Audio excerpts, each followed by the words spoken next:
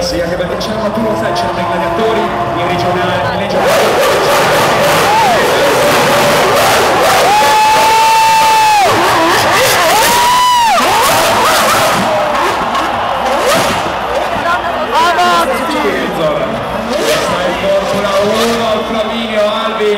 facciamo così Zora, io vado giù e vengo a contestare un po' la situazione, ok? Perché mi sa che non mi sembra che venga dato per una Formula 1-1, cosa dici?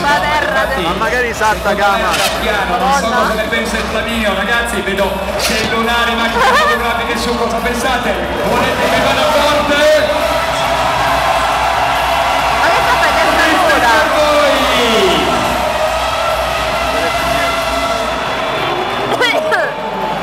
Il rombo della Formula 1 per i Red Bull Spider, San Flaminio!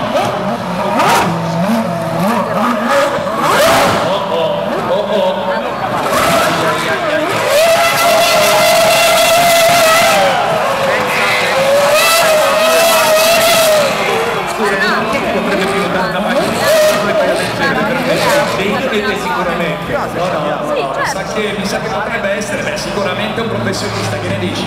Riescono a individuare, io sono arrivato giù, cosa faccio? Mi sbraccio un pochino, lo fermo? No,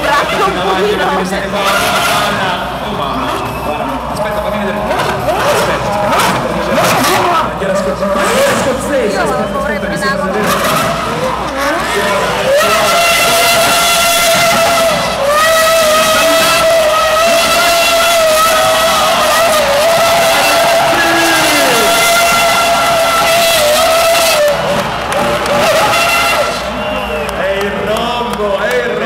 Ci sono Zora, vado a verificare, scusami, arrivano anche i meccanici che ovviamente presumo devono raffreddare il motore perché abbia raggiunto temperature, infatti questo è ghiaccio secco.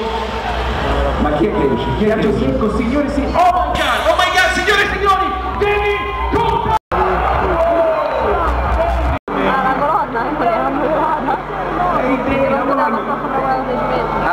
I'm still in awe of what I've been seeing with these X-Fighters.